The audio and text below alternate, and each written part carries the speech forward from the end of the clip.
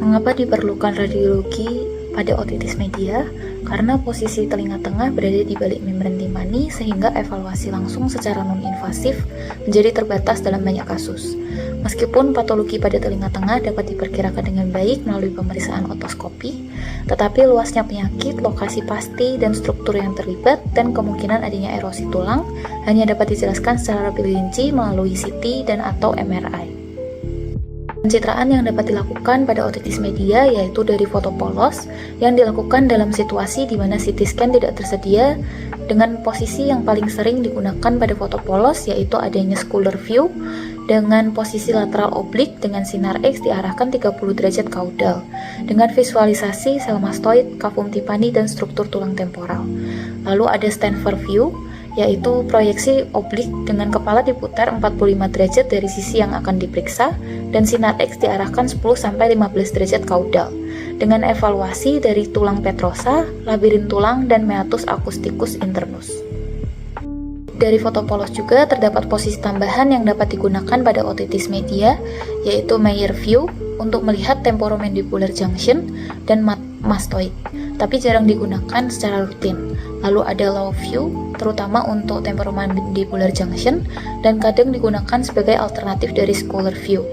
Lalu ada town view, yang merupakan bukan pilihan utama dari pemilihan foto polos, tapi hanya berguna untuk evaluasi komplikasi intrakranial atau basis kranii. Lalu foto schedule, itu terlalu umum dan kurang spesifik untuk otitis media. Dan ada CT scan, CT dengan resolusi tinggi tulang temporal umumnya digunakan dan dapat menunjukkan dari densitas jaringan lunak di kavitas telinga tengah, penebalan membran timpani yang menonjol, atau perforasi timpani. Dan fitur yang lebih sering terlihat pada otitis media kronik dibandingkan akut, yaitu adanya air fluid level di telinga tengah atau efusi, lalu erosi tulang yang terjadi dari kurang dari 10% kasus, lalu adanya sklerosis dan hipopneumatisasi mastoid yang berdekatan, dan granuloma kolesterol. Juga dapat dilakukan MRI yang menunjukkan adanya cairan di kavitas telinga tengah dan antrum mastoid. Pada otitis media akut, biasanya muncul dengan gambaran klinis yang khas dan dalam sebagian besar kasus tidak memerlukan pemeriksaan pencitraan. Pemeriksaan pencitraan biasanya diperlukan jika pengobatan standar gagal atau terjadi komplikasi. Komplikasi tersebut termasuk akut coalescent otomastoiditis atau ACOM, yaitu infeksi akut pada telinga tengah dan sel-sel udara mastoid yang disertai dengan resorpsi progresif sekat-sekat mastoid.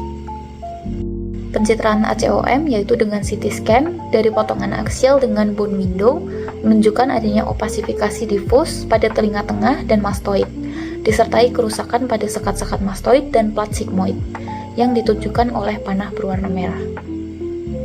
Pada otitis media kronis, terjadi peradangan kronis di telinga tengah. Jika tidak ada kecurigaan klinis terhadap kolesteatoma, maka pemeriksaan pencitraan dilakukan untuk mengevaluasi penyebab gangguan pendengaran konduktif, adanya kemungkinan fiksasi atau erosi lantai osikular, lalu mengevaluasi dinding kavitas timpani, kanalis semicircularis, dan kanal saraf facialis. Foto polos pada otitis media kronis. Pada gambar sebelah kiri itu ada gambaran dari otitis media kronis bilateral pada scalar view yang ditandai dengan hilangnya sekat-sekat sel udara mastoid. Lalu pada gambar sebelah kanan terdapat dua gambar, yaitu pada gambar yang putih di sebelah kiri itu adanya sel udara mastoid yang berkembang dengan baik mengalami pneumatisasi normal yang ditunjukkan oleh panah ganda. Sedangkan pada gambar sebelah kanannya yaitu yang ditunjukkan oleh panah tunggal yaitu gambaran sel mastoid yang tampak samar dan tidak berisi udara akibat adanya otitis media kronis. Lalu ini untuk gambaran tampilan dari Stanford view, terdapat sklerotik mastoid pada sisi kiri akibat otitis media kronis.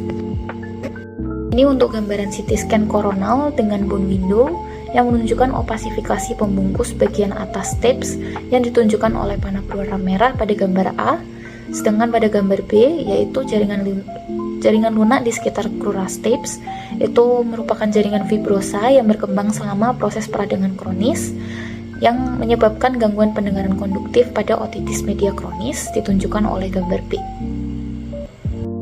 Juga dari potongan aksial dari CT scan dari otitis media kronis dapat menunjukkan adanya merinosklerosis pada gambar sebelah kiri, yaitu adanya kalsifikasi vokal pada membran timpani yang menebal yang ditunjukkan oleh panah berwarna merah. Lalu pada gambar sebelah kanan yaitu adanya timpanosklerosis yang terjadi pada otitis media kronis, di mana ini terjadi kalsifikasi vokal di dalam kavitas timpani dekat dengan rantai osikularis yang ditunjukkan oleh panah berwarna merah.